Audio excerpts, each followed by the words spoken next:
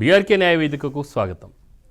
ఉద్యోగం పురుష లక్షణం అంటారు, కానీ ఆధునిక యుగంలో స్త్రీ పురుషుల మధ్య తేడా లేకుండా ఉద్యోగాలు చేస్తున్నారు. ప్రభుత్వ ఉద్యోగం కోసం ఎదురు చూస్తూ సంవత్సరాల పాటు ఎదురు చూస్తున్నారు కొందరు. ప్రభుత్వ ఉద్యోగం రాకపోతేనే అటు తర్వాత ప్రైవేట్ రంగాల్లో కూడా తమ అదృష్టాలను వెతుక్కుంటున్నారు మరికొందరు. మరి ప్రభుత్వ రంగంలో మాదిరిగా ప్రైవేట్ రంగాల్లో ఉద్యోగులకు ఉద్యోగ భద్రత ఉన్నదా?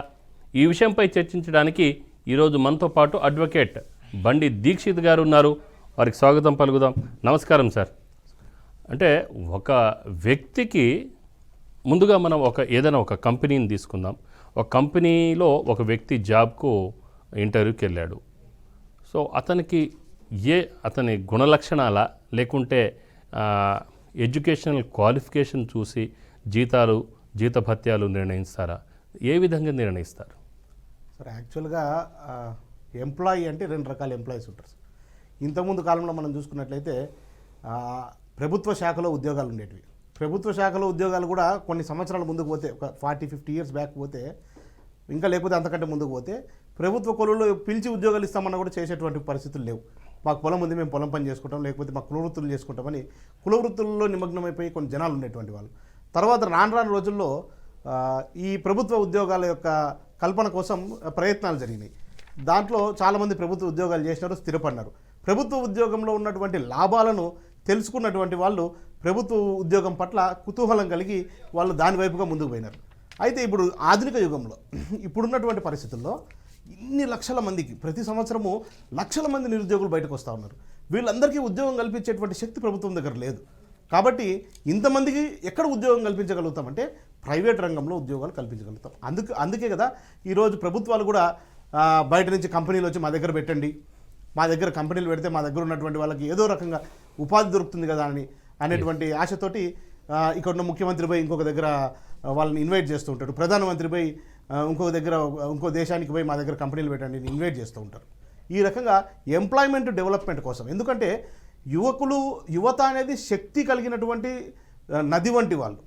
ఈ నదిని మనం త్రాగునీటిని మనం సద్వినియోగం చేసుకోకపోతే సముద్రంలో కలిసిపోయి నిర్వీర్యం అయిపోయినట్టు ఈ యువకుల యొక్క శక్తిని ఉపయోగించుకోలేకపోతే వీళ్ళ శక్తి కూడా నిర్వీర్యం అయిపోతుంది. ఆల్బర్ట్ ఐన్స్టీన్ చెప్పినట్టు energy can neither be created nor be destroyed, but it can be transformed from one form to another అన్నట్టు యువకునిలో ఉన్నటువంటి శక్తిని సద్వినియోగం చేసుకొని దేశ అభివృద్ధి కోసం మనం తీసుకుపోయినట్లయితే అది ఉపయోగపడుతుంది. దేశం ముందుకు పోవడానికి కూడా, దేశం ప్రపంచ పటంలో గొప్పగా నిలబడడానికి కూడా అది దోహదపడుతుంది. అది లేని పక్షంలో నిర్వీర్యమైపోయినటువంటి యువత ఉన్నటువంటి దేశాలు ఏ రకంగా ఉగ్రవాదం వైపు కానీ తీవ్రవాదం వైపు కానీ సాగిపోయి వారి యొక్క అక్కసుని, వారి యొక్క వేదనను ఏ రకంగా వెళ్ళబుచ్చుతున్నారు అనేది మనకు కనిపిస్తూనే ఉంది. నిరుద్యోగ యువతే టార్గెట్గా కొన్ని సంస్థలు పనిచేస్తూ ఉన్నాయి. ఎందుకు? వీరు మాత్రమే మా దాంట్లోకి అట్రాక్ట్ అవుతారు, ఎందుకంటే వీళ్ళు మాత్రం బాధలో ఉంటారు, పీడనలో ఉంటారు, వేదనలో ఉంటారు. కాబట్టి వీళ్ళని మనం తొందరగా అట్రాక్ట్ చేయొచ్చు అని చెప్పి ఈ ఉగ్రవాద సంస్థలు, తీవ్రవాద సంస్థలు అట్రాక్ట్ చేసేటువంటి ప్రయత్నం చేస్తూ ఉన్నాయి. వారిలో శక్తి ఉన్నంతకాలం వాళ్ళని ఉపయోగించుకున్నంతకాలం ఉపయోగించుకుంటారు. తర్వాత వాళ్ళు నిజం తెలుసుకున్నారు, దాని నుంచి బయటికి రాలేనటువంటి పరిస్థితి. ఇది వ్యక్తి యొక్క నాశనం మాత్రమే కాదు, సమాజం యొక్క నాశనం కూడా ఉంటుంది. కాబట్టి ప్రైవేట్ రంగాలలో ఉద్యోగ కల్పన అనేటువంటిది పెంచేటువంటి ప్రయత్నాలు అనేకం జరుగుతున్నాయి సార్. ఒక వ్యక్తికి అంటే ఒకవేళ ఉద్యోగికి సరైన సమయంలో జీతం అందకపోతే ఏం చేయాలి? అసలు ఎవరికి కంప్లైంట్ చేయాలి? సో అలాగనే కొన్ని ఉద్యోగ అందరికీ ఉన్నట్టుగానే చట్టాలు ఉద్యోగులకు కూడా కొన్ని ఉన్నాయి. సో ఉద్యోగుల హక్కుల గురించి ఏమైనా చర్చిస్తారా? అదే సార్, ఇప్పుడు మనది ప్రజాస్వామ్య దేశం, ప్రజల కోసం చట్టాలు ఉంటాయి. ఎక్కువ మంది ప్రజలు ఒక క్షేత్రంలో పనిచేస్తున్నప్పుడు దాని మీద ఒక సరైన దశ ఉండాలి. కాబట్టి దాని మీద చట్టం అనేది ఏర్పాటు జరుగుతుంది. ఇప్పుడు ప్రైవేట్ రంగంలో ఉద్యోగ కల్పన కోసం ప్రభుత్వాలు ప్రయత్నం చేస్తున్నప్పుడు అక్కడ కూడా అనేక సమస్యలు ఉంటాయి, ఒడిదుడుకులు ఉంటాయి, వాటిని ఎదుర్కోవాల్సినటువంటి బాధ్యత కూడా ఉంటుంది. కాబట్టి అక్కడ ఒక ప్రత్యేకమైనటువంటి చట్టాలని రూపొందించడం జరిగింది. ఇంతకుముందు మనం చూసినట్లయితే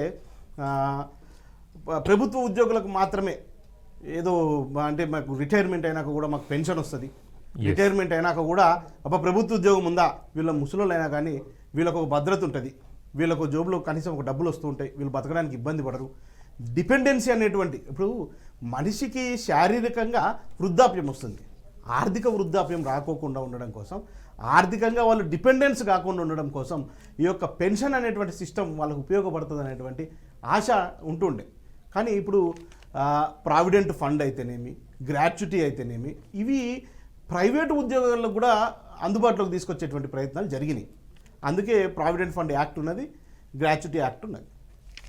అంటే ఇప్పుడు గ్రాట్యుటీ ఇప్పుడు ప్రభుత్వ రంగాల్లో పనిచేస్తున్న ఉద్యోగులకు ఇప్పుడు మీరు చెప్పినట్టుగా గ్రాట్యుటీ, పిఎఫ్, ఇంకా రకరకాల ఏదైతే ఉన్నాయో అవన్నీ కూడా ప్రైవేట్ రంగంలో మరి అన్ని చోట్ల లేదు. కొన్ని సంస్థలు అయితే చూస్తున్నాము అసలు మాకు ఇలాంటివి ఏం వర్తించవని కూడా చెప్తా ఉన్నారు.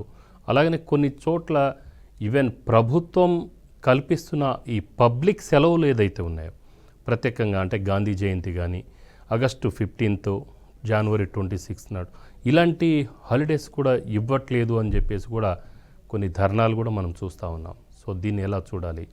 ఇప్పుడు పని వేళలను చట్టం ఒక పర్టికులర్గా చట్టం అనేది వివరించి పెట్టింది. ఒక సంవత్సరానికి 365 రోజులుంటే ఈ చట్టము ఉద్యోగులకు 360 రోజులు ఇవ్వలేదు, ఉద్యోగులకు 240 రోజులు ఇచ్చింది. సంవత్సరం మొత్తంలో 240 రోజులు పని వేళలు ఉండాలి. రోజుకి 8 గంటలకు మించి పని చేయకూడదు. ఒకవేళ కంటిన్యూస్గా అయితే రోజుకి 5 గంటలు మాత్రమే పని చేయాలి. 5 గంటల తర్వాత 1 గంట సేపు బ్రేక్ తీసుకున్న తర్వాత మరి ఒక 3 గంటలు వాళ్ళు పని చేసుకోవడానికి అవకాశం ఉంటుంది. ఈ రకంగా రోజుకు 8 గంటలు. ఒకవేళ ఓవర్ టైం చేస్తే ఆ ఓవర్ టైంకు పేమెంట్ ఇచ్చి ఓవర్ టైం చేయించుకోవాలి. ఆ ఓవర్ టైం కూడా ఎన్ని అవర్స్ చేయాలి? వారం మొత్తం కలిపి 6 గంటలు మాత్రమే ఓవర్ టైం చేయించుకోవాలి. ఈ రకంగా నిర్దిష్టమైనటువంటి పని వేళలను కూడా సూచించేటువంటి ప్రయత్నం చేసింది చట్టం. చట్టం మీద అవగాహన కల్పించుకోవాల్సినటువంటి వాళ్ళం మనం ప్రజాస్వామ్యంలో ఉన్నాం. ప్రజాస్వామ్యబద్ధమైనటువంటి జీవితం. మనం వద్దనుకున్నా కూడా మనం ప్రజాస్వామ్యంలోనే బతుకుతున్నాం. మనం వద్దనుకున్నా కూడా మన మీద చట్టాలు ఉన్నాయి. తెలుసుకోవాల్సిన బాధ్యత మన పైన ఉన్నది. ఉద్యోగస్తులు తమ హక్కులను తెలుసుకొని పని చేసినట్లయితే ఈ యొక్క శ్రమ దోపిడీకి వాళ్ళు గురి కాకుండా ఉంటారు. ఎస్, అంటే ఇప్పుడు ఓవర్ టైం చేస్తే వాళ్ళకు ఎంత, అంటే ఎగ్జాంపుల్ ఒకరోజు ఒక వ్యక్తి అతని క్యాలిక్యులేట్ చేస్తే ఒకరోజు 1000 రూపాయలు పడుతుంది అనుకుందాం, జీతం 30,000 అనుకుందాం. సో ఓవర్ టైం 1 గంట లేదంటే 2 గంటలు చేశాడు, అతనికి ఎంత ఇచ్చే అవకాశం ఉంటుంది ఎక్స్ట్రా? ఇప్పుడు మినిమం వేజెస్ యాక్ట్ అని యాక్ట్ ఉంది. మామూలుగా అయితే కంపెనీలు వాళ్ళ ఎంప్లాయీస్కి ఎంత శాలరీ ఇవ్వాలనేది వాళ్ళు నిర్ణయించుకుంటారు. కానీ మినిమం ఎంత ఇవ్వాలి, మ్యాక్సిమం అనేది వాళ్ళ కెపాసిటీస్ని బట్టి వాళ్ళ సర్వీసెస్ ఉపయోగించుకునే దాన్ని బట్టి వాళ్ళు ఎంత ఇచ్చుకుంటారు. మినిమం వేజెస్ యాక్ట్ అనేది ఒక 3 క్లాసెస్గా డివైడ్ చేసింది సార్. ఒకటి అన్స్కిల్డ్ లేబర్, లేకపోతే ఎంప్లాయ్, లేకపోతే స్కిల్డ్ ఎంప్లాయ్, స్కిల్డ్ లేబర్, లేకపోతే క్లెరికల్. ఈ 3 డిపార్ట్మెంట్స్గా డివైడ్ చేసి వీరి యొక్క శాలరీస్ ఏ రకంగా ఇవ్వాలనేటువంటిది దాంట్లో పెట్టింది. దీన్ని దేని ఆధారంగా మినిమం వేజెస్ యాక్ట్ డిసైడ్ చేస్తారు? వీళ్ళ మినిమం వేజ్ ఇంత ఉండాలని దేని ఆధారంగా డిసైడ్ చేస్తారంటే ఆ యొక్క స్థానికంగా వాళ్ళు బతుకుతున్నటువంటి సమాజంలో ఉన్నటువంటి ఖర్చుల ఆధారంగా ఆ ఖర్చులు వాళ్ళకి మినిమం ఎన్ని ఖర్చులు ఉంటాయి అనేటువంటి నివేదికను వాళ్ళు పొందుతారు. ఇండెక్స్ ద్వారా వాళ్ళు నివేదికను పొందుతారు. ఆ పొందినటువంటి దాని ఆధారంగా వాళ్ళు రెగ్యులర్గా ఆ యొక్క మినిమం వేజ్ని హైక్ చేసేటువంటి ప్రయత్నం చేస్తారు. ఇవి రెగ్యులర్గా మారుతూ ఉంటాయి. 5 సంవత్సరాలకు మించి యొక్క దీని మీద మీటింగ్ పెట్టుకోవడానికి లేదు. 5 సంవత్సరాల లోపు అవసరమైనప్పుడు ఎప్పుడైనా సరే వాళ్ళు మీటింగ్ పెట్టుకొని దాని యొక్క ఆ యొక్క జీతాన్ని లేకపోతే మినిమం వేజ్ని పెంచుకునేటువంటి అవకాశం ఉంటుంది. దీంట్లో డియర్నెస్ అలవెన్స్ అనేది కూడా ఉంటుంది. అది డైలీ డియర్నెస్ అలవెన్స్ అనేది ఉంటుంది. రోజుకి వ్యక్తి యొక్క సంపాదన దానికి యాడ్ చేసి ఇది కూడా కలిపి ఇవ్వాల్సినటువంటి అవకాశం ఉంటుంది. ఇప్పుడు ఒక కాలర్ ఉన్నారు, సుబ్బారావు గారు. నమస్కారం సుబ్బారావు గారు. సార్ నమస్తే సార్, ఒంగోలు నుంచి నేను మాట్లాడుతున్నాను. సార్ చెప్పండి సార్. గవర్నమెంట్ జనరల్ హాస్పిటల్లో సైకాలజిస్ట్గా పనిచేస్తున్నాను సార్ నేను. సైకాలజిస్ట్ అండి?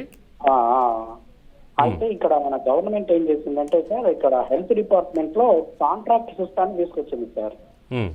తర్వాత అవుట్ సోర్సింగ్ సిస్టమ్ తీసుకొచ్చింది. ఈ 2 సిస్టమ్లు కాకుండా ఈ హెల్త్ డిపార్ట్మెంట్ లో కాంట్రాక్ట్లు 3 బేసుల మీద ఉన్నాయి. మెడికల్ కాలేజీలలో అంటే డిఎంఈ అంటారు దాన్ని, దాంట్లో ఒక కాంట్రాక్ట్ సిస్టమ్ పెట్టారు. తర్వాత ఆంధ్రప్రదేశ్ వైద్య విధాన పరిషత్ అని దాంట్లో ఒక కాంట్రాక్ట్ సిస్టమ్ పెట్టారు. తర్వాత నేషనల్ హెల్త్ మిషన్ అని దీంట్లో స్టేట్ గవర్నమెంట్, సెంట్రల్ గవర్నమెంట్ ఇద్దరి షేర్ మీద పెట్టారు సార్. అయితే గత సంవత్సరము 2022లో జగన్ గారి ప్రభుత్వం వచ్చిన తర్వాత కాంట్రాక్ట్ సిస్టమ్ లో పనిచేసే వాళ్ళందరికీ కూడా కనీస వేతనాలు ఇవ్వండి, మినిమం వేజెస్ ఇవ్వండి అని జీవో ఇచ్చారు.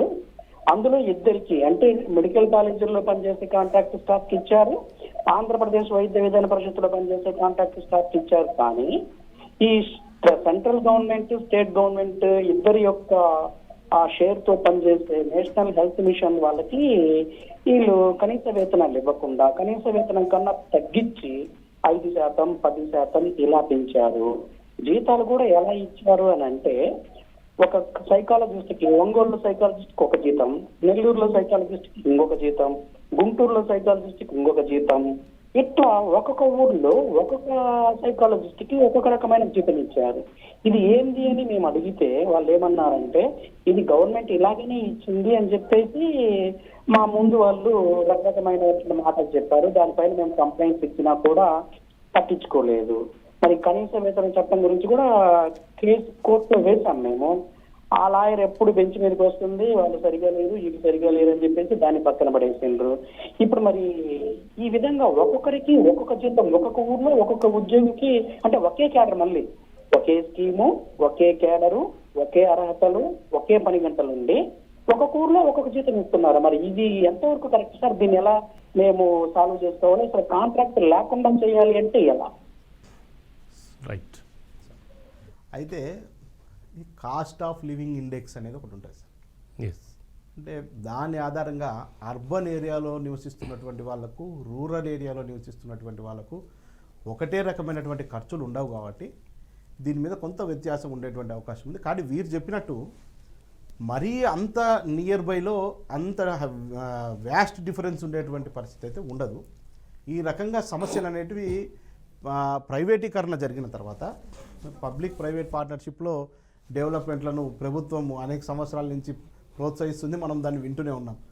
ఈ రకంగా ఉద్యోగస్తులను ప్రైవేటీకరణ చేయడం, లేకపోతే ప్రైవేట్ రంగంలో ఉద్యోగాలు ప్రారంభించుకోవడం, వీరికి ఏ సమస్యలు వచ్చినప్పటికీ తొలుత వాళ్ళు ఏ ఒక్క అడ్వకేటు అవసరం లేకపోయినా, ఒకవేళ అడ్వకేట్ సహాయం తీసుకుంటే మంచిది, ఎందుకంటే he will have legal knowledge కాబట్టి అడ్వకేట్ సహాయం తీసుకుంటే మంచిది. లేబర్ కమిషన్ ఆఫీస్ ఉంటుంది సార్. లేబర్ కమిషన్ ఆఫీస్ని డైరెక్ట్గా అప్రోచ్ అయ్యి మీ యొక్క సమస్యను, మీ యొక్క ఏదైతే అప్లికేషన్ ఉంటుందో అప్లికేషన్ రాతపూర్వకంగా రాసి లేబర్ కమిషన్ ఆఫీస్లో సబ్మిట్ చేయొచ్చు సార్. వాళ్ళు ఇనిషియేటివ్ తీసుకొని మీకు ఎవరైతే ఉద్యోగి ఉంటాడో ఉద్యోగికి, ఈ యొక్క కంపెనీకి ఉద్యోగం ఇచ్చినట్టు ఎంప్లాయీకి, ఎంప్లాయర్కి మధ్య ఉన్నటువంటి డిఫరెన్స్ని ఫస్ట్ మీడియేషన్ ద్వారా దాన్ని కూర్చోబెట్టి సెటిల్ చేసేటువంటి ప్రయత్నం చేస్తారు సార్. ఒకవేళ అక్కడ కూడా తేలని పక్షంలో అప్పుడు వాళ్ళు దాన్ని కేసు రూపంలో స్వీకరించి వాళ్ళు తీర్పిచ్చేటువంటి అవకాశం ఉంటుంది. అంటే ఇప్పుడు ఈ కనీస వేతన చట్టం అనేది సరైన రీతిలో అమలు కాకపోతే, ఈవెన్ లేబర్ కమిషన్లో కూడా సరైన రీతిలో అది ఇంప్లిమెంట్ కాకపోతే, అంటే ఆ పరిష్కారం జరగకపోతే, అంటే కోర్టు, అంటే ఏ కోర్టు, ఉద్యోగుల సపరేట్ కోర్టు ఏమైనా ఉందా? ఫస్ట్ ఆఫ్ ఆల్ మనకు సమస్య వచ్చింది మనం పోవాల్సింది లేబర్ కమిషన్ దగ్గరికి సార్. లేబర్ కమిషన్లోనే అపీల్ పోవచ్చు. ఫస్ట్ మనము లేబర్ కమిషన్లో డైరెక్ట్ అసిస్టెంట్ కమిషనర్ రేంజ్లో కంప్లైంట్ ఇచ్చుకున్న తర్వాత ఆ కంప్లైంట్ని వాళ్ళు సాల్వ్ చేసి దాంట్లో మనకు ఒకవేళ ఇచ్చినటువంటి తీర్పు మనకు నచ్చకపోయినా, లేకపోతే ఏదైనా మనకు ఇబ్బందికరంగా ఉన్నా మనం కానీ లేకపోతే ఎంప్లాయర్ కానీ అపీల్కి పోయేటువంటి అవకాశం మళ్ళీ అక్కడనే ఉన్నది. ఏసీ దగ్గర నచ్చకపోతే జేసీ దగ్గరకు పోతారు అపీల్. ఓకే. అంటే ఇప్పుడు నెలల తరబడి జీతాలు కూడా జాబ్ చేస్తాం, కానీ సరైన టైంలో జీతాలు ఇవ్వరు. సో నెల, 2 నెలలు, 3 నెలలు, మధ్యలో 5,000, 10,000 లేదా 2,000 రూపాయలు ఇలా చిల్లర డబ్బులు వేసినట్టుగా వేస్తూ ఉంటారు. అలాంటి ఆర్గనైజేషన్ విషయాల్లో మరి ట్రేడ్ యూనియన్స్ ఏదైనా పట్టించుకుంటాయా? ఒకవేళ కొన్ని ఇప్పుడు చూస్తే మన ఈవెన్ చాలా మార్పులు వచ్చేసాయి. ఈవెన్ 2000 అంటే దాదాపు 95 తర్వాత, ఈవెన్ మన తెలుగు రాష్ట్రాల విషయంలోనే చెప్తాను, 95 తర్వాత ట్రేడ్ యూనియన్స్ మీద కూడా కొరడా జుల్పించడం అనేది స్టార్ట్ చేశారు. సో ట్రేడ్ యూనియన్స్ కూడా కొన్ని ప్రైవేట్ రంగాల్లో ఎక్కడ రాకుండా చేసేస్తున్నారు. సో ఇది పరిస్థితి కనబడుతుంది. సో ఉద్యోగికి అన్యాయం జరిగింది అని అన్నప్పుడు కనీసం పట్టించుకోవడానికి ఒక ట్రేడ్ యూనియన్ నాయకుడు ఎవరో ఒకళ్ళు ఉంటారు. సో అలాంటి వాళ్ళు కూడా ఇప్పుడు రాలేని పరిస్థితిలో ఉంటున్నారు. సో దీన్ని ఎలా చూడాలి? ట్రేడ్ యూనియన్స్ లేకపోవడం వలన ఎంత నష్టం జరుగుతుంది, ఉంటే ఎలాంటి ఫలభరితం అవుతుంది అనేది దాని మీద ఏమైనా చర్చిస్తారా? లేబర్ చట్టంలో కలెక్టివ్ బార్గెనింగ్ అనే పదానికి ఫస్ట్ కావాల్సినటువంటి ఒకవైపు వారధి ప్రభుత్వం అయితే, ఇంకొక వైపు వీరి ఎవరైతే ఎంప్లాయీస్ యొక్క ఇబ్బందులు ఉంటాయో ఆ ఇబ్బందులను రిప్రజెంట్ చేస్తూ వచ్చేటువంటి ట్రేడ్ యూనియన్ కూడా కీలకమైనటువంటి రోల్ ప్లే చేస్తుంది. అయితే ట్రేడ్ యూనియన్స్ అన్ని చోట్ల కూడా లేవు. మనం చాలాసార్లు ట్రేడ్ యూనియన్స్ గురించి మాట్లాడితే ఏదో పెద్ద పెద్ద ఇండస్ట్రీస్లోనో ఫ్యాక్టరీస్లోనో అటువంటి దగ్గర ట్రేడ్ యూనియన్స్ ఉంటాయి.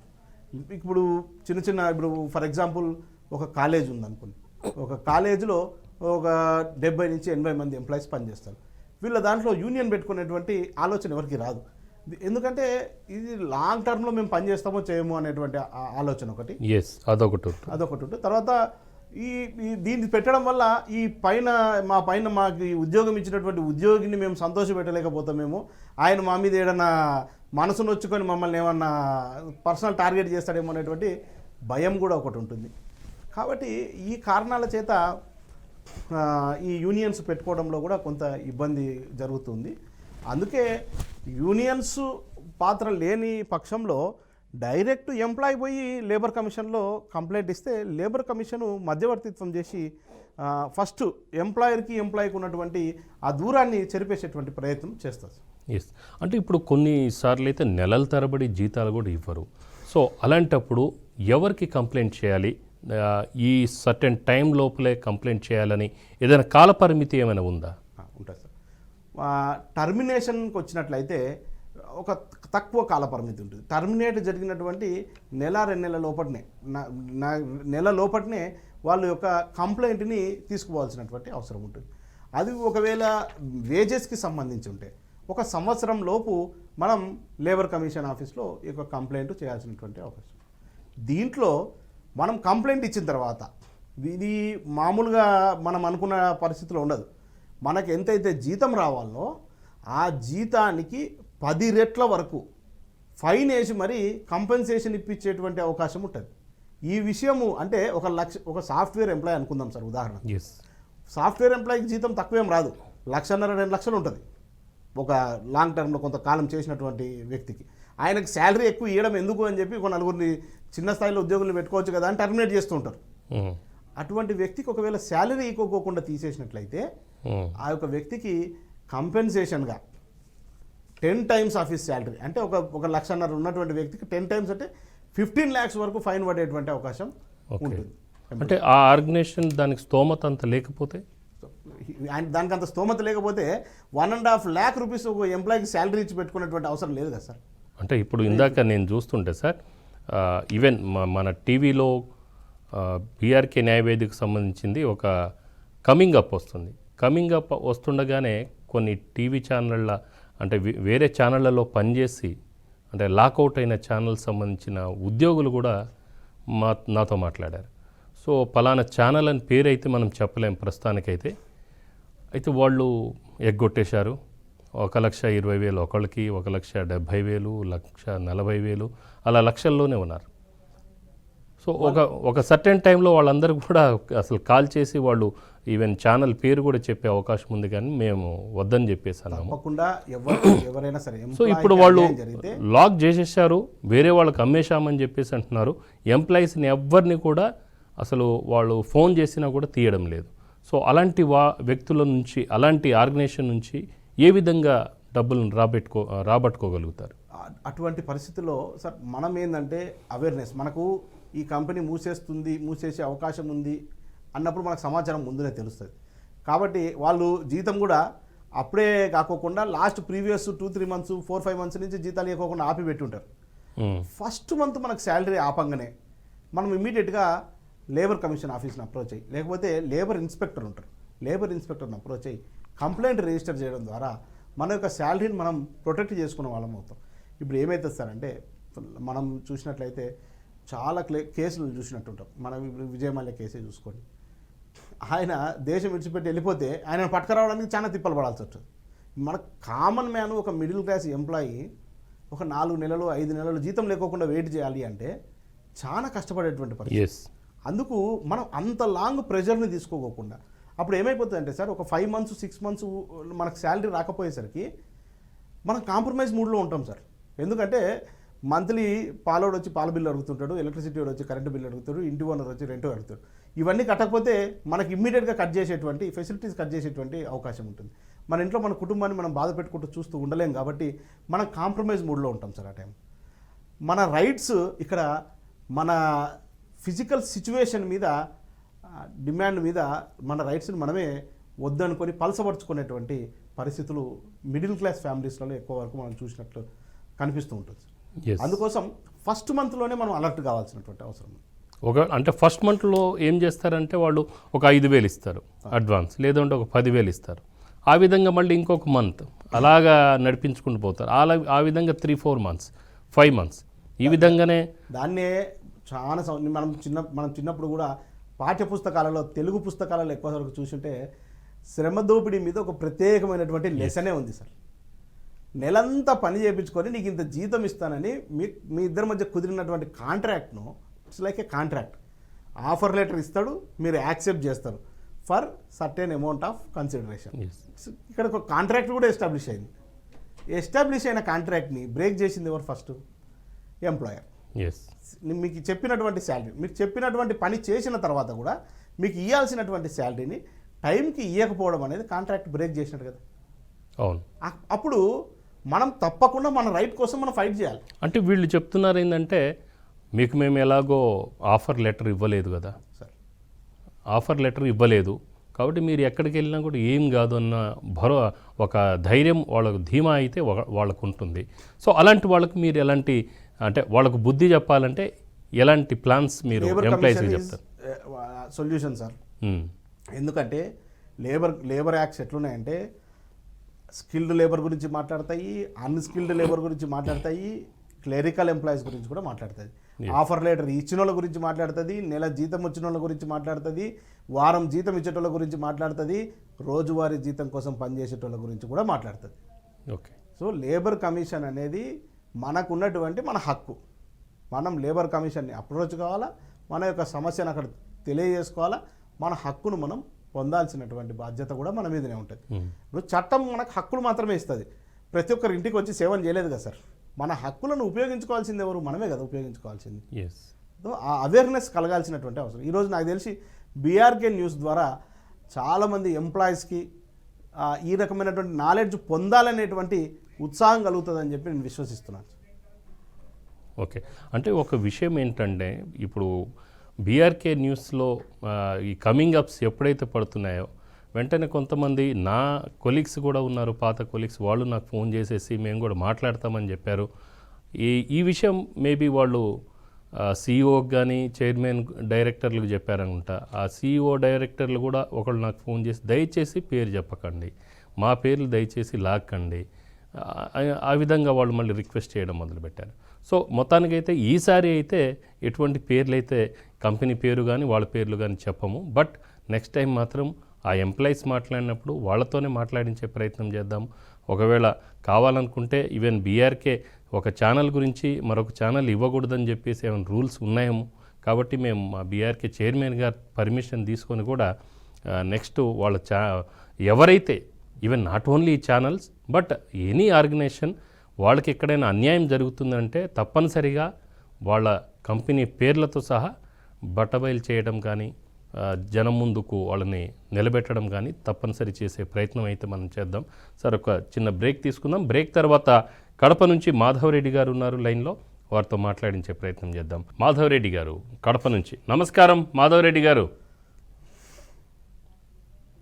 న్యాయవేదికలో జీతము జీవితం మీద అంటే జీతం మీద బ్రతికే వాళ్ళటువంటి జీవితాల మీద సార్ కొద్దిగా క్లారిటీ లేదు సార్, మీ టీవీ మ్యూట్ చేయరా?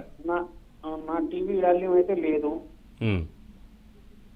జీతము జీవితము అయితే దీంట్లో నేనేమంటున్నా అంటే లాయర్ గారికి ఇప్పటికి 90 నెలలుగా చెరుకు ఫ్యాక్టరీకి రైతులు చెరుకు తోలింటే ఇప్పటికి రానటువంటి వాళ్ళ రైతులు ఏ విధంగా ఏ పోరాటం చేయొచ్చు?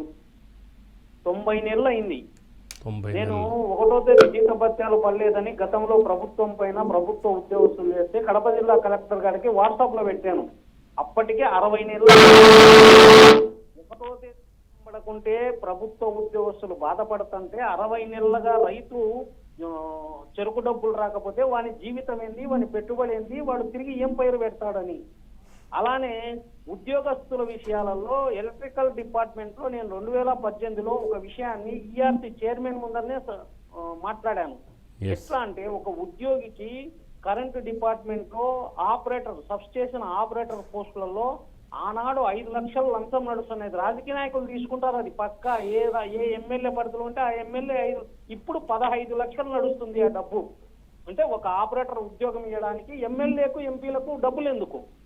మీ ఈఆర్సీ ఏం చేస్తుంది? మీ కరెంటు డిపార్ట్మెంట్ ఏం చేస్తుంది? ప్రజల మీద దొబ్బి తింటున్నారు. ఎంత నాశనం చేస్తున్నారంటే అంత నాశనం చేస్తున్నారు. ఇలాంటి విషయాలలో కామన్ మ్యాన్ ప్రభుత్వాన్ని అదిలించాలంటే ఇప్పుడు ఒక లక్షలేరు పోస్ట్ ఉంది, పర్మనెంట్ ఉన్నోనికి 1,40,000 జీతము, కాంట్రాక్ట్ బేసిక్ కోనికి 45,000 జీతం ఇస్తుంటే 45,000 జీతం ఇచ్చేవాడు ఏ విధంగా వానికి న్యాయం చేయగలుగుతాడు? వానికి ఏం న్యాయం జరుగుతుంది?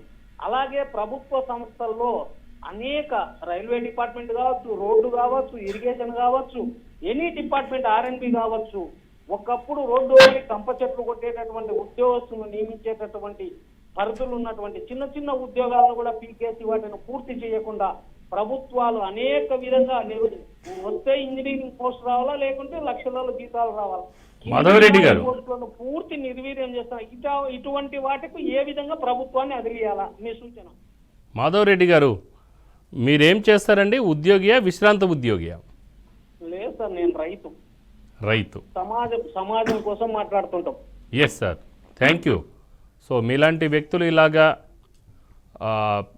వెనువెంటనే అంటే న్యాయవేదిక ద్వారా చూస్తున్న వీక్షకులకు ఒక స్పృహ కల్పించే విధంగా మీరు మాట్లాడుతున్నారు. ధన్యవాదాలండి. మొత్తానికైతే మీ క్వశ్చన్స్ ఏదైతే ఉన్నాయో, మీ ఆవేదన ఏదైతే ఉందో ప్రజల తరఫున, ఉద్యోగుల తరఫున, అది తప్పనిసరిగా నెరవేర్చబడాలని చెప్పేసి ఆశిద్దాం. లాయర్ గారు, మాధవరెడ్డి గారు చాలా మంచి ప్రశ్నలే అడిగినారు. అంటే దాంట్లో ఇప్పుడు మనకున్న సబ్జెక్ట్కి కొంత డివియేట్ అయ్యి అడిగినారు. ఎస్, ఇప్పుడు రైతుల విషయంలో బట్ రిలేటెడ్ అయితే ఓకే, ఇప్పుడు సమాజానికి సంబంధించిన విషయం కాబట్టి మీడియా కానీ న్యాయవాదులు కానీ సమాజం కోసమే పనిచేస్తారు కాబట్టి దానికి కూడా మనం స్పందిద్దాం. అంటే సార్ రైతు, కానీ ఆయన అడిగింది మాత్రం ఉద్యోగుల గురించి. సబ్జెక్ట్కి అది దానికి యాప్ట్గా లేకపోయినప్పటికీ కూడా వారి యొక్క వాళ్ళ టైం ఇచ్చి మనకు క్వశ్చన్ అడిగేటువంటి ప్రయత్నం చేశారు కాబట్టి మనం కూడా దానికి సరైన రీతిలో చెప్పేటువంటి ప్రయత్నం చేద్దాం. ఈరోజు రైతుల యొక్క సమస్యలను మీరు ఏ రకంగా అయితే, అంటే ఈరోజు లేబర్ కమిషన్ ద్వారా మీరు రైతులకు ప్రత్యేకమైన న్యాయం చేయలేరు, కానీ మీరు ఏ రకంగా మీకు ఉన్నటువంటి నాలెడ్జ్ తోటి మీరు కలెక్టర్కు వాట్సాప్లో మెసేజ్ పెట్టినారో అదే రీతిలో మీరు అధికారులను చైతన్యవంతులను చేసి అధికారుల ద్వారానే మీరు పని చేపించేటువంటి ప్రయత్నం చేయాలి. మనం ఫస్ట్ విషయం, మనం అధికారులను వేరుగా, ప్రభుత్వాన్ని వేరుగా, ప్రజల్ని వేరుగా చూడడం మానేయాల్సినటువంటి అవసరం ఉన్నది. ప్రభుత్వాన్ని మనమే ఏర్పాటు చేసుకొని ప్రభుత్వాన్ని వేరుగా చూస్తాం. మనం ప్రజాస్వామ్యంలో ప్రజలందరూ కలిసి మాకు ప్రభుత్వం కావాలని ఏర్పాటు చేసుకొని దాన్ని మళ్ళీ పైన పెడతాం. మనం అక్కడికి పోవడానికి ఇబ్బంది పడతాం. ఈ రకమైనటువంటి ఆలోచనను మనం తగ్గించుకునేటువంటి ప్రయత్నం చేయాలి. అది మాధవరెడ్డి గారు లాంటి ఎవరో ఒకరు చేస్తే చూసేటువంటి వాళ్ళకు కూడా ఇబ్బందిగా ఉంటుంది. అంటే ఈయన ఒక్కడే పట్టించుకుంటాడా, మిగతా వాళ్ళకి పట్టింపు లేదా అనేటువంటి ప్రయత్నం చేస్తారు. ప్రజలందరూ కూడా చైతన్యవంతులు కావాల్సినటువంటి అవసరం ఉన్నది. ఎక్కువ మంది ప్రజలు ఎవరిని కోరుకుంటారో వాళ్ళే కదా గద్దెనెక్కి కూర్చుంటున్నది. ఇంతకుముందు ఉదాహరణకు చూసినట్లయితే 1,00,000 కోట్లు దోచుకున్నటువంటి వ్యక్తి జైల్లో ఉన్నాడు అని ప్రచారం బాగా చేసినటువంటి వ్యక్తి జైలు నుంచి బయటికి రాగానే ముఖ్యమంత్రి పదవిలో కూర్చున్నాడు. ఇంకొక వ్యక్తి ప్రతిపక్షంలో ఉన్నప్పుడు వేరే కొన్ని సంతకాలు చేసి కొందరికి లాభం చేసినాడు అని చెప్పి జైల్లో పెట్టినటువంటి వ్యక్తి బయటికి రాగానే పోయి మళ్ళా ముఖ్యమంత్రి పదవిలో కూర్చున్నాడు. అంటే నేను ఏమంటున్నా అంటే, ప్రజలు కోరుకుంటే ఎవరినైనా కూడా గద్దె మీద కూర్చోబెట్టగలుగుతున్నప్పుడు ప్రజలు కోరుకుంటే తమ పని తాము ఎందుకు చేసుకోలేకపోతారు? ల్యాక్ ఆఫ్ చైతన్యం, ల్యాక్ ఆఫ్ అవేర్నెస్. మనకున్నటువంటి హక్కులను మనం తెలుసుకునేటువంటి ప్రయత్నం చేయట్లేదు. కేవలం ఓటు హక్కు మాత్రమే మనకు ఉందనుకుంటున్నాం. ప్రభుత్వ అధికారులతో పని చేయించుకోవడం కూడా మన హక్కే కదా. పబ్లిక్ సర్వెంట్ అంటే మనమే కదా పబ్లిక్. ఈవెన్ ఆయన ఎంప్లాయ్ కూడా వేరే డిపార్ట్మెంట్కి పోయినప్పుడు he is also a public, he can also have the same right. నేను పబ్లిక్ కాదా అని మాట్లాడదు. పోలీస్ స్టేషన్కి మనం పోయినట్లయితే పోలీస్ స్టేషన్లో కంప్లైంట్ రిజిస్టర్ చేసేటువంటి ప్రయత్నం చేస్తాం. అక్కడ మీకు చట్టాలు తెలుసా, మీకు అవి తెలుసా, ఇవి తెలుసా అని కొంత గదమాయించేటువంటి ప్రయత్నాలు జరుగుతాయి. మనం తెలుసుకోవాల్సినటువంటి అవసరం ఏంటంటే వీఆర్ పబ్లిక్. నువ్వు మా కోసం పని చేయడానికి ఉన్నావు, నేను ఇచ్చినటువంటి కంప్లైంట్ నువ్వు రిజిస్టర్ చేయాల్సినటువంటి బాధ్యత నీ మీద ఉంది అని ఏ రకంగా రిజిస్టర్ చేయొచ్చు అనేటి దాంట్లో బిఎన్ఎస్ చట్టం ఏం చెప్తుంది, బిఎన్ఎస్ఎస్ చట్టం ఏం చెప్తుంది. ఒక్క 1 hour 2 hours మనం అనేక విషయాల మీద, ఇప్పుడు మనది కాని ఆ బిగ్ బాస్ ప్రోగ్రామ్ చూస్తారు సార్, మనకి ఏం సంబంధం లేదు, మన ఇంట్లో ఏం పంచాయతీ అవుతుందో అని చూడడానికి మనం రోజుల తరబడి అది జరిగినంత కాలం చూస్తూనే ఉంటాం. మన జీవితంలో మనకు ఉపయోగపడేటువంటి చట్టాలను తెలుసుకోవడానికి రోజుకు 1 గంట సేపు సమయం కేటాయిస్తే నష్టమేమున్నది? ఒక తరం ఈ రకంగా ఆలోచన చేస్తే, ఒక తరం ఈ రకంగా చట్టాల మీద అవగాహన పెంచుకుంటే భావితరాలకు తమ పిల్లలకు తామే నేర్పించుకుంటారు కదా. ఒక తరం ఈ రకమైనటువంటి శ్రమ పెడితే భావితరాలన్నీ కూడా బాగుపడతాయి కదా. ఒక్కసారి జనాలు కూడా ఈ రకంగా మాధవ్ రెడ్డి గారి లాగా అందరం కూడా ప్రయత్నం చేసి సమాజాన్ని మార్చేటువంటి ప్రయత్నం చేయాలి సార్. ఎలక్ట్రిసిటీ డిపార్ట్మెంట్ గురించి వారు చెప్పినారు.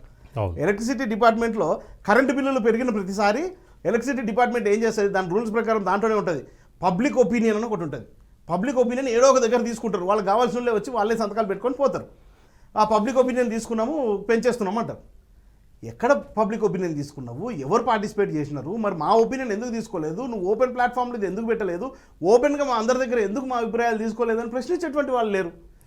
పెరిగింది ₹2 కదా అనేటువంటి. ఇప్పుడు మా ఉద్దేశం కూడా ఈవెన్ బీఆర్కే న్యాయవేదికలో కేవలం ఒక జర్నలిస్టు ఇటు ఒక అడ్వకేట్ కూర్చొని కొన్ని క్వశ్చన్స్ ఆన్సర్స్ చెప్పుకోవడం మాత్రమే కాకుండా ప్రజల నుంచి కూడా వాళ్ళు మాట్లాడాలి, వాళ్ళతో మాట్లాడించాలి, వాళ్ళ యొక్క ఉద్దేశం ఏదైతే ఉందో వాళ్ళు వ్యక్తపరచాలి. ఈ విధంగా చూస్తున్న వీక్షకులు ఎవరైతే ఉన్నారో కనీసం ఒక 10 మందిలో అయినా ఒక స్పృహ రావాలన్న ఉద్దేశము బీఆర్కే న్యాయవేదిక కలిగి ఉంది. సో అందుకనే మాధవరెడ్డి లాంటి వ్యక్తులు మాట్లాడినప్పుడు వాళ్ళతో మాట్లాడించే ప్రయత్నం చేస్తాము. నిజంగా మాధవరెడ్డి గారు నమస్కారం, థ్యాంక్ యూ అండి. మీరు రెగ్యులర్గా కాల్ చేసి మాట్లాడుతున్నందుకు. అలాగనే చాలామంది నిజంగా మాధవరెడ్డి గారి లాంటి వ్యక్తులు మాట్లాడటం ద్వారా స్పృహలోకి వస్తున్నారని కూడా మనం భావించవచ్చు. ఎందుకంటే న్యాయవేదికలో మేము ప్రారంభంలో స్టార్ట్ చేసినప్పుడు ఇప్పటికీ చాలా డిఫరెంట్ అయితే కనబడతా ఉంది. సో మరో కాలర్ ఉన్నారండి, రామిరెడ్డి గారు పటాన్చెరు నుంచి. నమస్కారం రామిరెడ్డి గారు. నమస్తే సార్. నమస్తే అండి. నేను చెప్పేది మీకు వినబడుతుందా సార్? వినబడుతుందండి. నా పేరు చెప్పకండి. నమస్కారం సార్. మేము బార్లలో పనిచేస్తున్నాము. చెప్పండి. బార్లలో పనిచేస్తున్నాము. మాకు ఈఎస్ఐ లేదు, పిఎఫ్ లేదు, జీతాలు తక్కువ. నేను 25 సంవత్సరాల నుంచి చేస్తున్నా. ఇప్పుడు మా బార్ బంద్ అయిపోయింది.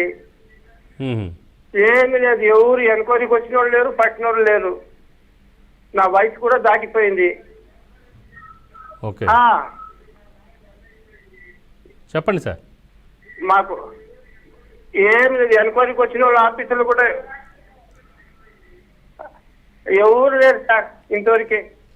ఓకే, అంటే ఎంతమంది పనిచేసేవాళ్ళు? దగ్గర 18 మంది పైన ఉంటారు సార్. 18 మంది పైన పనిచేసారు.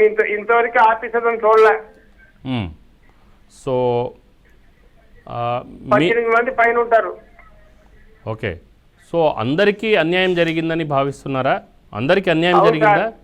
మాది వేరే చోట బార్ పెడతారని చెప్పి అది బంద్ అయిపోయి 3 నెలలు అయిపోయింది. మాకు ఇంతవరకు జీతం అయితే ఇచ్చినారు, కానీ వేరే చోట బార్ తరలించుకున్నారా అని చెప్పి షిఫ్ట్ చేస్తున్నామని.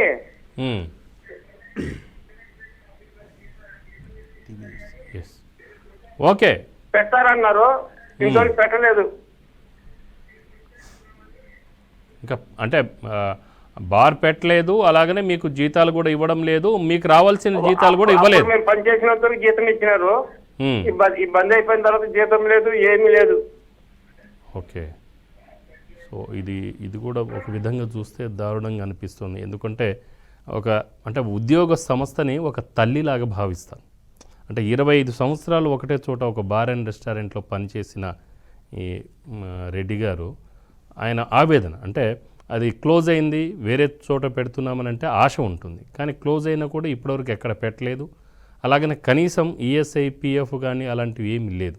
అంటే ఇది అసంఘటిత రంగం కిందకు వస్తుందా, సంఘటిత రంగం కిందకు వస్తుందా? ఈ చట్టాలలో కూడా కొన్ని ప్రత్యేకమైనటువంటి వాళ్ళని ప్రత్యేకంగా చెప్పినాయి. మినిమం 20 మంది పనిచేసి చేస్తున్నటువంటి సంస్థని ఒక రకంగా డిరైవ్ చేసినారు. లెస్ దాన్ 20 మెంబర్స్ పనిచేస్తున్నటువంటి దాన్ని ఇంకో రకంగా డిరైవ్ చేసినారు. కాబట్టి ఎవరికైనా కూడా ఒక్కరు పని చేసిన, ఒక గంట పని చేసిన, ఒక రోజు పని చేసిన, ఒక వారం పని చేసిన, ఏ పని చేసినా you will come under labour commission. అయితే వాళ్ళే రావాలి అనేది వాళ్ళు ఊహించుకోలేరు కదా సార్. సమస్యని మనం చూసి మనం అనుభవిస్తున్న వాళ్ళం పోయి కంప్లైంట్ రిజిస్టర్ చేయాలి.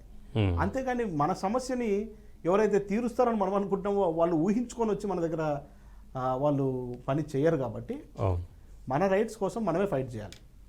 ఇప్పుడు రెడ్డి గారు ఎవరైతే మాట్లాడారో వారు ఏ రకమైనటువంటి వారికి ఏ రకంగా చట్టపరంగా వారికి ఈవెన్ పేరు కూడా చెప్పకూడదని చెప్పేసి భయపడుతున్నారు. నేను కూడా వారి పేరు మళ్ళీ రిపీట్ చేయట్లేదు.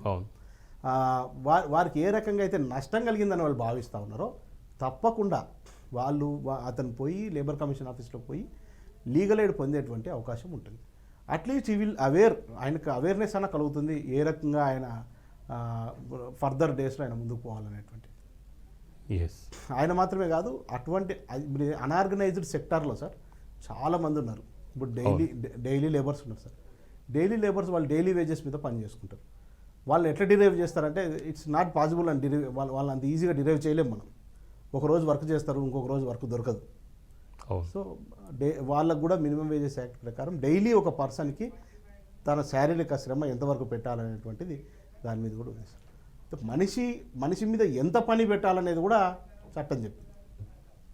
ఓకే, మరొక కాలర్ ఉన్నారు సార్, ప్రసాద్ పశ్చిమ గోదావరి నుంచి. ప్రసాద్ గారు నమస్కారం. నమస్తే సార్. నమస్కారం అండి, చెప్పండి సార్. సార్ మేము ఇక్కడ వెస్ట్ గోదావరి డిసిసిబి బ్యాంక్ లో పనిచేస్తున్నాం సార్. 14 సంవత్సరాల నుంచి పనిచేస్తున్నాం అండి.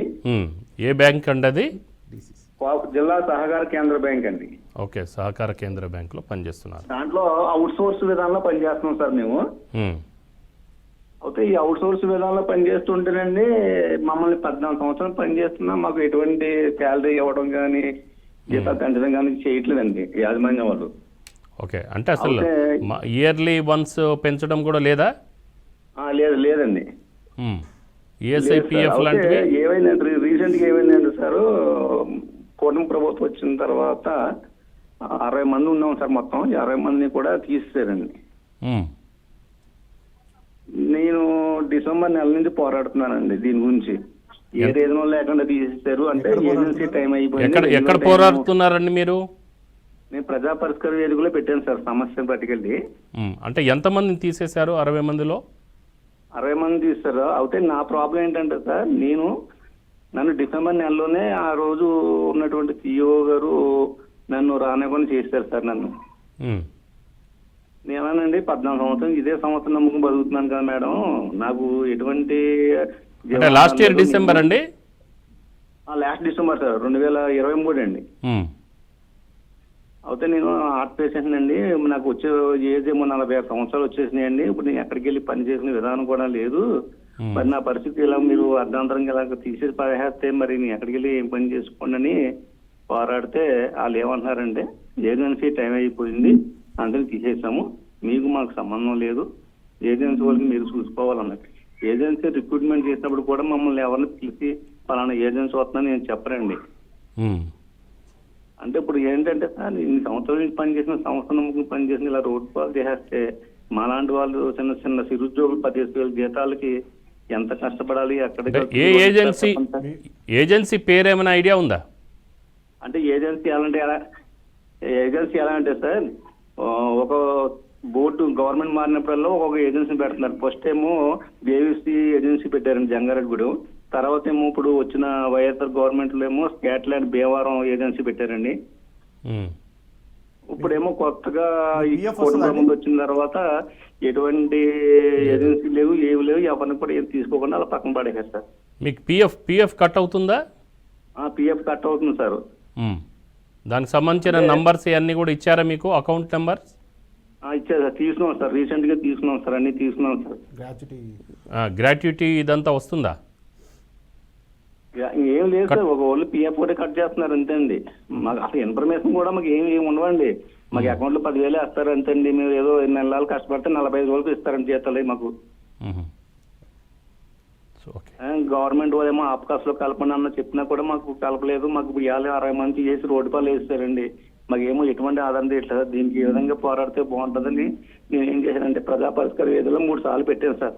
డిప్యూటీ సీఎం గారికి పెట్టాను, సీఎం గారికి పెట్టాను లెటర్ అండి. ఏం స్పందన ఎలా వచ్చింది? అధికారులు వస్తున్నారు, ఫోటోలు తీసుకుంటున్నారు, ఇది పరిష్కారం అయిపోయిందని ముగించి పంపించేస్తున్నారు. మళ్ళీ రీసెంట్గా పెట్టాను సార్ నేను మళ్ళీనండి. మరి అంటే తీసుకున్న వాళ్ళని మళ్ళీ వెనక్కి, తీసేసిన వాళ్ళని వెనక్కి తీసుకుంటున్నారా? లేదు సార్, అసలు ఏమి లేదండి, ఎటువంటి ఇన్ఫర్మేషన్ ఏమి లేదు సార్. ఇంకా రైట్ సార్, అదే సార్ మీ దృష్టిలో పెడుతున్నాను సార్, అంటే ఇప్పుడు సాయం చేయండి సార్. ఈఎస్ఐ పిఎఫ్ ఇవన్నీ కూడా కట్ అవుతున్నాయి, వాళ్ళకి తెలియకుండానే కట్ చేసుకుంటున్నారు. అలాగనే ప్రభుత్వం మారినప్పుడల్లా మ్యాన్ పవర్ సంబంధించిన ఏజెన్సీ ఏదైతే ఉందో అది మారిపోతుంది. వీళ్ళకి ఇప్పుడు తీసేశారు, కూటమి ప్రభుత్వం వచ్చిన తర్వాత తీసేశారని చెప్పేసి చెప్తున్నారు. సో కనీసం డిప్యూటీ సీఎంకు ప్రజా వేదికలో అర్జీ పెట్టుకున్నా కూడా పరిష్కారం దొరకడం లేదు. ఇది ఏమైపోయిందంటే సార్, వీళ్ళు కొంతమంది చట్టాలను ఉపయోగించుకొని తమ హక్కులను పొందడానికి చూస్తుంటే, కొందరు తాము చేసేటువంటి తప్పులను కప్పిపుచ్చుకోవడానికి చట్టాలలో ఉన్నటువంటి లొసుగులను వాడుకునేటువంటి ప్రయత్నం చేస్తున్నారు. ఇప్పటిదాకా ఆయన మాట్లాడుతుంటే, నేను 14 సంవత్సరాలు ఒక దగ్గర పని చేసినాను, ఈరోజు నాకు ఉద్యోగం లేకుండా పోయింది, నేను రేపటి నుంచి ఎట్లా బతకాలా, నా కుటుంబాన్ని ఎట్లా పోషించుకోవాలా అని ఆయన పడుతున్నటువంటి ఆవేదన ఆయన ఒక గొంతులో మనకు అర్థమవుతుంది. అయితే నేను వారికి ఒకటే సూచన చెప్పదలుచుకుంటా ఉన్నాను. మనము మన సమస్యను రైట్ ప్లాట్ఫామ్ మీద పెడితే మనకు పరిష్కారం తొందరగా దొరుకుతుంది. మనం ప్రతి సమస్యకు రాజకీయ నాయకులే మనకు సమాధానం చెప్తారు, రాజకీయ నాయకులే పరిష్కారం చూపుతారని చెప్పి వారు వెనకాల పరిగెత్తుతూ ఉంటాం. వాళ్ళు చేయాల్సినటువంటి డ్యూటీస్ మీద వాళ్ళ పనులు వాళ్ళకు 100 పనులు ఉంటాయి. కాబట్టి మనం ఎప్పుడైనా సరే కామన్ పర్సన్ అనేది వాళ్ళకు సెకండ్ ప్రయారిటీలో ఉంటాం. అంటే రైట్ వేదిక అంటే ఏది అంటారు మీరు? వారికి వాళ్ళ హక్కు ప్రకారంగా వారిని టర్మినేట్ చేయడానికి, వాడు 14 సంవత్సరాలు కంపెనీలో పనిచేశారంటే he will have certain rights. ఆయన కొన్ని హక్కులు ఉంటాయి. ఆ హక్కులను ఆయన లేబర్ కమిషన్ అప్రోచ్ కావడం ద్వారా ఆయన తెలుసుకునేటువంటి అవకాశం ఉంటుంది. వాళ్ళు కూడా ఈయనను టర్మినేట్ చేయడానికి, ఈయన అంటే 50 మందిని ఒకటేసారి టర్మినేట్ చేసినారంటే అండ్ వాటి బేసిస్ ఎట్లా టర్మినేట్ చేస్తారు వీళ్ళు? ఒక ఏజెన్సీ అంటే ఈ మధ్యలో ఈ ఏజెన్సీస్ వర్క్ చేస్తూ ఉంటాయి.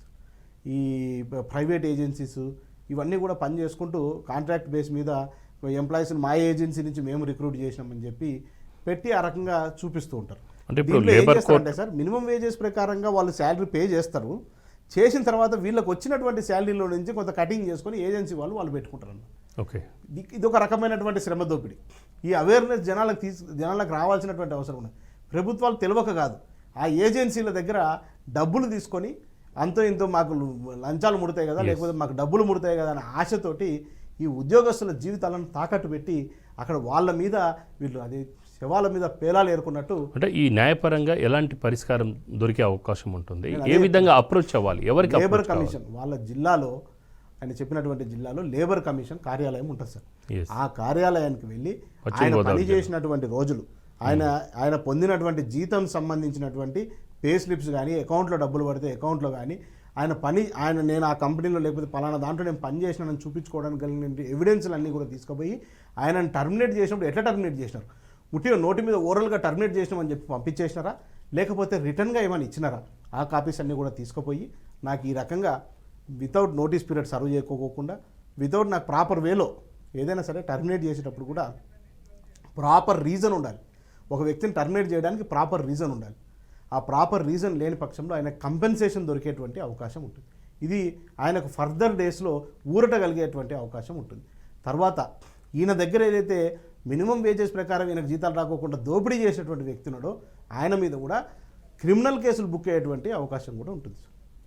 వాళ్ళ మీద కూడా పోలీస్ స్టేషన్లో కూడా కంప్లైంట్ పెట్టవచ్చు.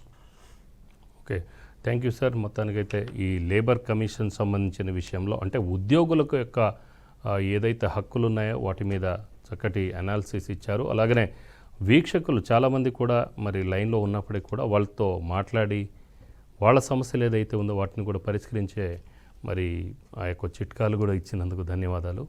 సో ఇది ఈరోజు టాపిక్. మరో టాపిక్తో మళ్ళీ వచ్చే వారం శుక్ర, శని, ఆదివారంలో ప్రసారమయ్యే న్యాయవేదికలో మళ్ళీ కలుసుకుందాం. అంతవరకు చూస్తూనే ఉండండి బీఆర్కే న్యూస్, తెలుగుడి సత్తా.